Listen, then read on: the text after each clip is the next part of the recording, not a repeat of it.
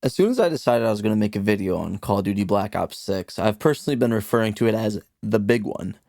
And that was mainly because of the popularity of the game. Call of Duty is consistently one of the, if not the best-selling game year after year. Even Modern Warfare 3 from 2023, one of the most critically panned Call of Duties, was 2023's second best-selling video game. But I would say Call of Duty Black Ops 6 would be referred to as the big one for two more reasons. One being just the size of the game. Black Ops games consist of three fleshed out game modes: the multiplayer, the zombies, and the campaign, all of which have their own and often overlapping fan bases to please. But this game earns the Big One moniker most of all from what is riding on it, I believe. First of all, like I said earlier, this is the next COD after Modern Warfare 2023, one of the worst the series has seen critically. I never played it, so I can't speak to this personally, but no matter what Activision says, that game was glorified DLC, and I'm not paying full price for that. But it didn't seem like a good game, especially the campaign, so I don't feel like I'm missing out on much there. Second, this is the first Call of Duty to release after the colossal acquisition Microsoft made of Activision Blizzard King, or ABK for short. Although Microsoft seemed pretty dedicated to keeping the series multi-platform for now, that doesn't mean they don't have anything to prove with this game. Although development of Black Ops 6 started years before the acquisition, if it was bad, people would point fingers at Microsoft. More to that point, this game was in development for 4 years, the longest of any Call of Duty. So if it sucked, that would speak volumes to the Treyarch development team.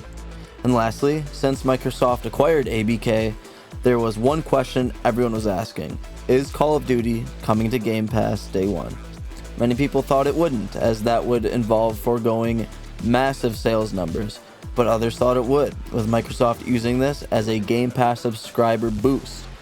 I fell into the latter and was eventually proven right when they announced Black Ops 6 would come to Game Pass day one, albeit with some caveats. So with all that in mind, I decided to name this video after what I've been calling it to myself all along, because it deserves to be called that. So, I hear you asking, is the game any good? I hear you. I have put substantial time into all three game modes, compiled my thoughts on each, and believe I am ready for this video. So, ladies and gentlemen, let's discuss the big one: Call of Duty Black Ops 6.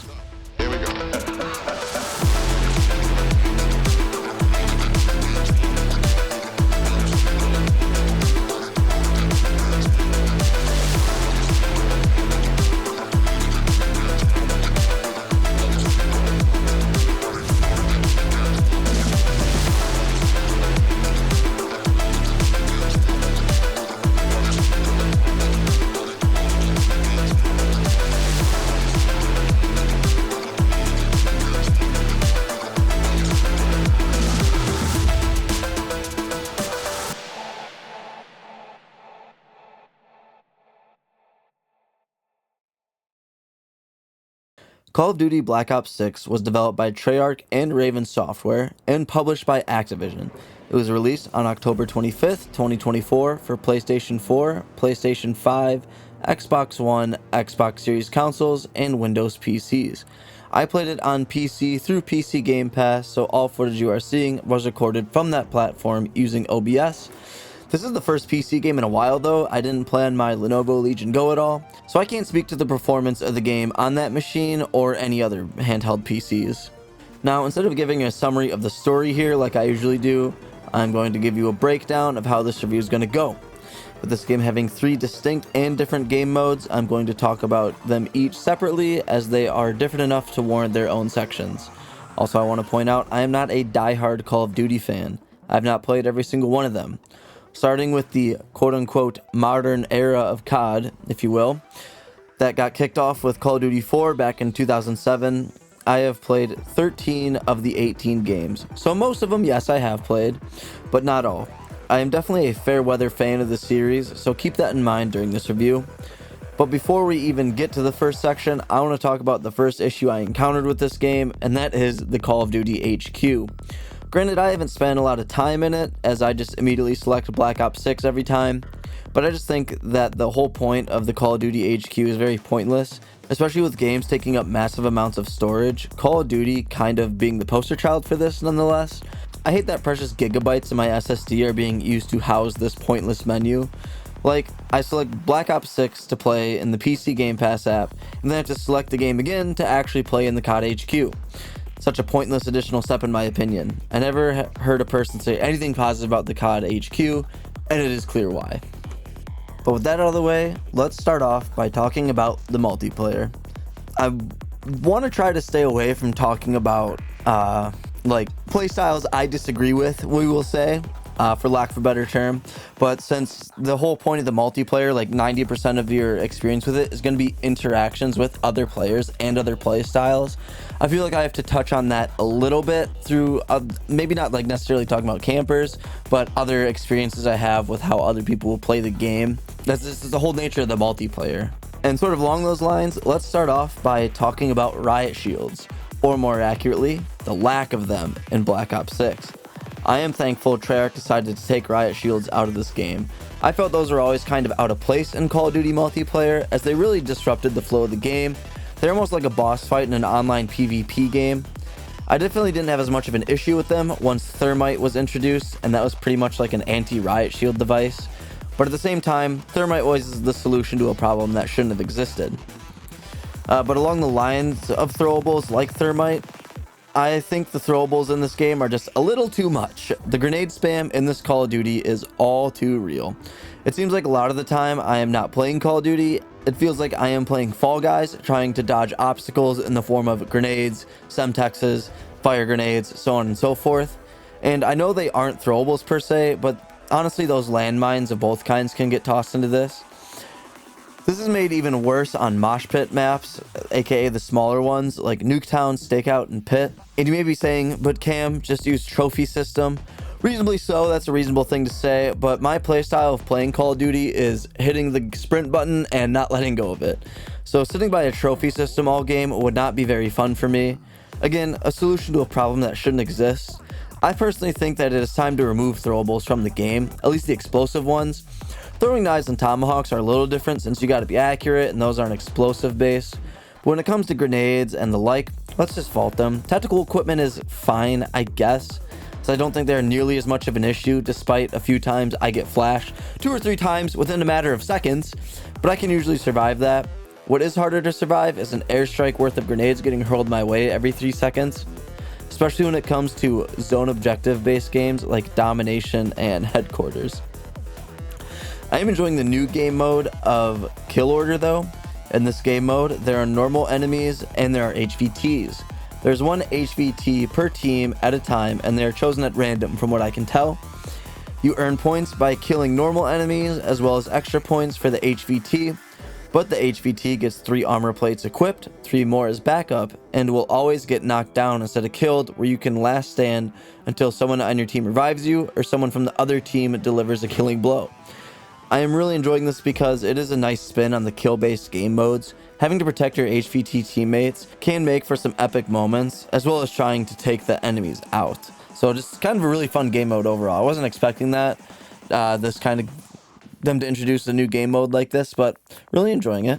Looping back to the maps in this game, I feel the maps in this one are largely forgettable. I would say that Heirloom is my favorite one by far, or the one in like the museum / art gallery with the twisty art in the middle, in case I'm getting the name wrong.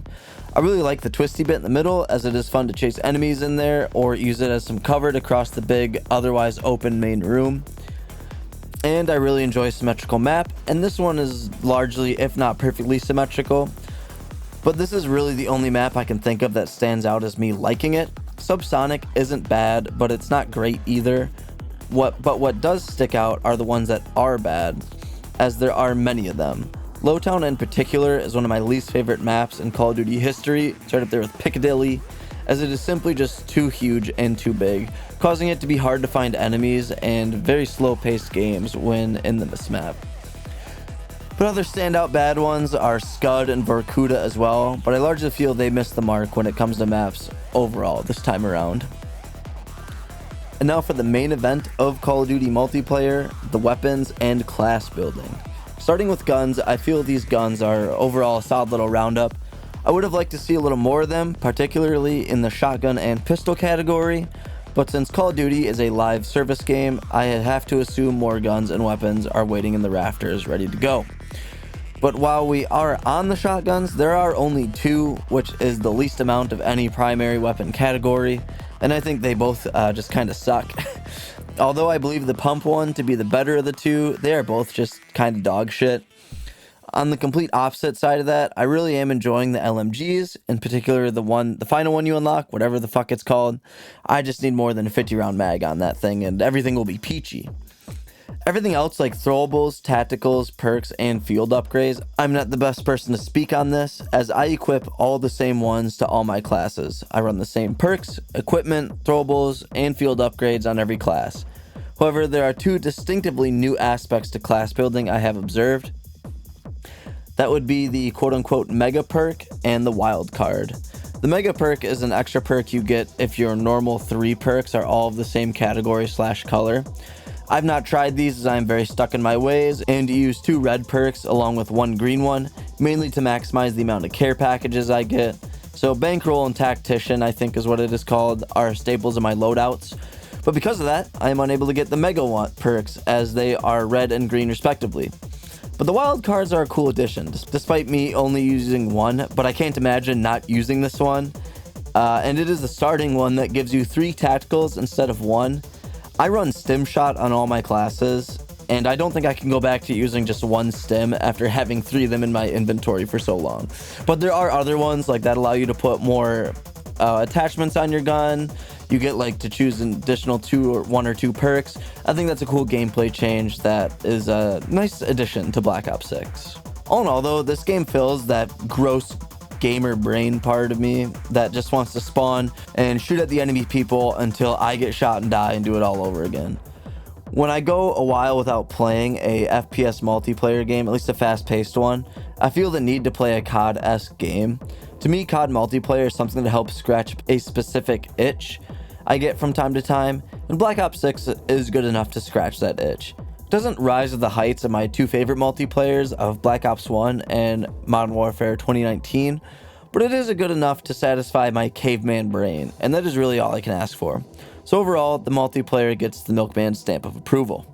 Now let's take it out of the multiplayer for a little bit and jump into the zombies mode, aka my least played game mode on here of the 3, and for good reason. Zombies across the series, not just in Black Ops 6 but every Call of Duty, it's just always kind of my least favorite game mode. After playing for so long over the years, it just gets real old real quick, especially with how much I've done it. I'm not one to toot my own horn here, but I am pretty good at zombies modes. However, I do like how crazy this mode can get in this year's Call of Duty. The amount of times where I thought me and my friends were done for, but we were able to pull something out of our ass and get it done and keep on going. It's kind of a lot of times, and it's epic every time. It's especially fun with the varying types of zombies like the Mangler or Abomination, I think is what it's called. They make for a nice little change from the standard zombie. But I would like to see more maps in the zombies mode. At the time of writing, there are only 2 zombies maps, and I just wish there were like a few more. I honestly would like to see just as many zombies maps as there are Call of Duty maps. That might be a little extreme and may not be feasible for the developers at all, but I at least would like to see more than 2 upon launch. With as repetitive as zombies is, I feel new maps are key to mixing things up and keeping the game mode fresh. New weapons can keep things fresh as well, but I don't like how you can equip them and build a loadout in zombies mode. As someone with caveman brain, I like the old school style where you just start with a pistol and you have to work your way up from there. Being able to start with almost any gun you want really devalues the wall guns and the random box. Almost make things too easy in a sense, because no matter what happens, you have a gun you can count on. I guess I am a zombies purist, if you will, and long for the old school ways. But along those lines, I am also not a fan of how using guns and zombies levels them up for you in multiplayer. That just doesn't apply to your starting gun, it applies to every gun you use in your zombies play. So if I use the XMG in zombies and do well with it, I level it up through and through and get to go over to multiplayer and throw on all the attachments and camos I want. Once again, as an old school zombies person, not a huge fan of how you can do this. I would be much more okay with it if you had separate weapon levels for multiplayer and zombies, but the fact that they are one and the same is a bit bothersome to me and takes some of the fun out of grinding multiplayer. So all in all, I can't say I'm a huge fan of the zombies mode. I'll still play it and enjoy it once we get going, but I definitely am not happy when we start it.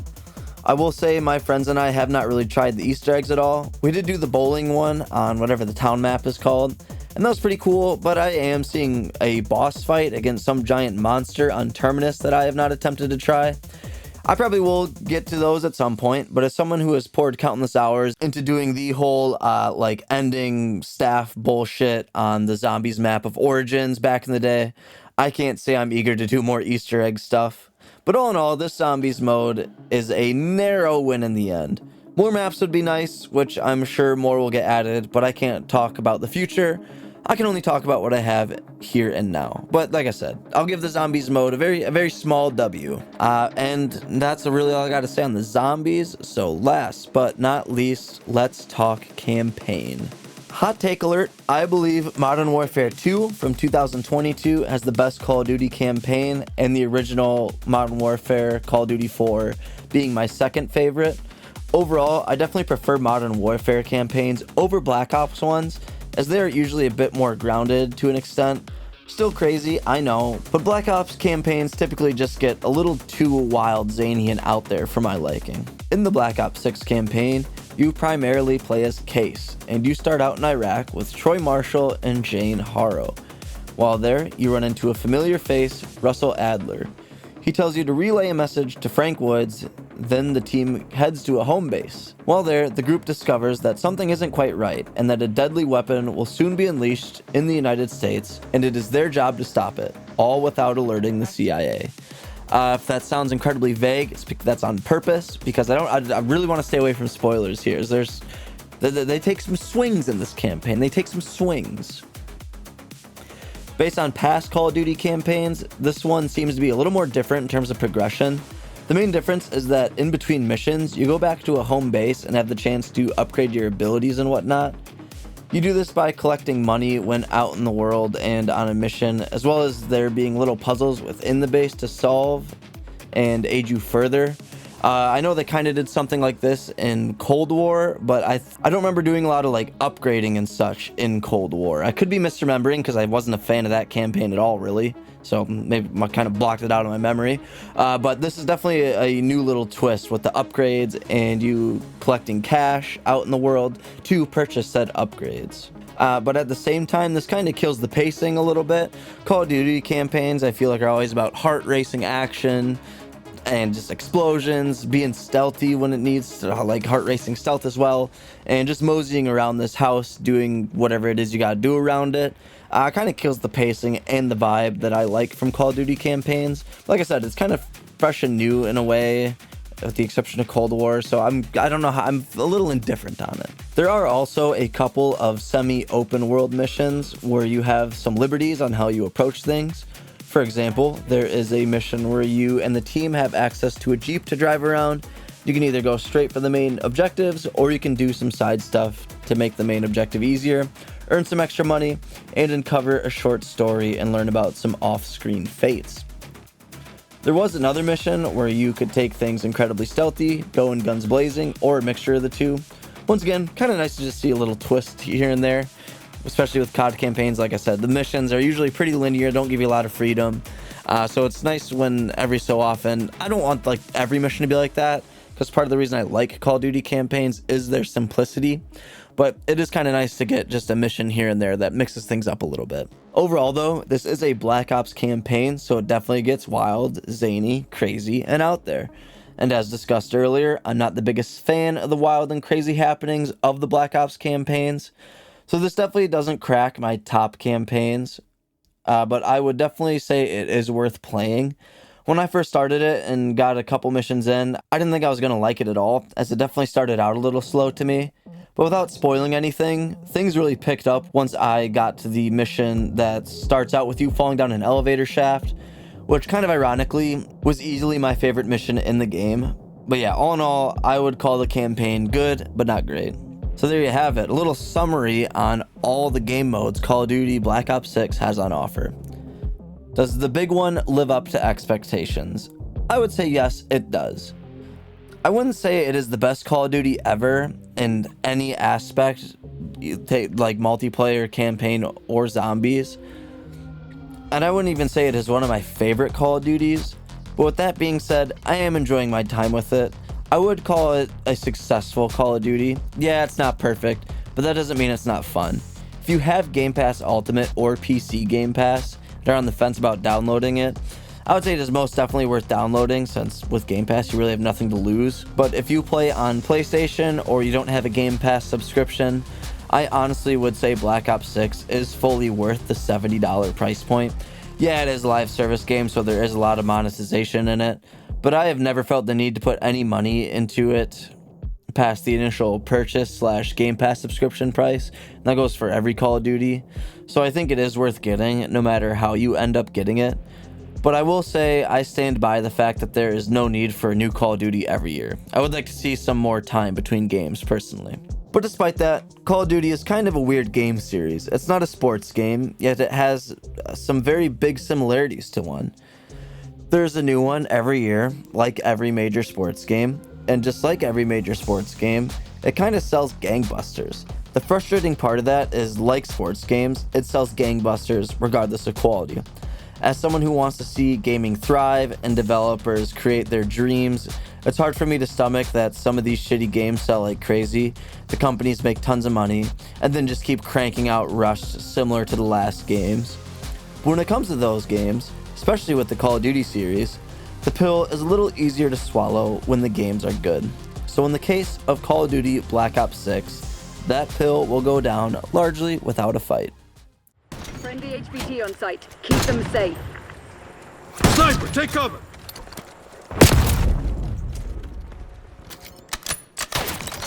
Sniper, take cover!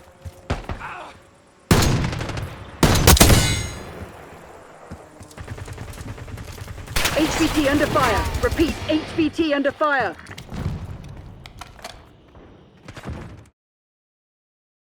There you have it. A solid Call of Duty that'll last for a year and then get pushed out by the new one in 2025. But even though it should hang around longer, I'll enjoy it while it is here, just like I enjoyed you spending time with me in this video. Thank you so much for your time and attention watching this. I appreciate it. If you enjoyed it, don't forget to hit that thumbs up button. It goes a long way for us here at Milkman Media. Next, since there aren't any brand new games out that I'm chomping at the bit to play, I'll probably jump back into the Dishonored series and take on Dishonored 2.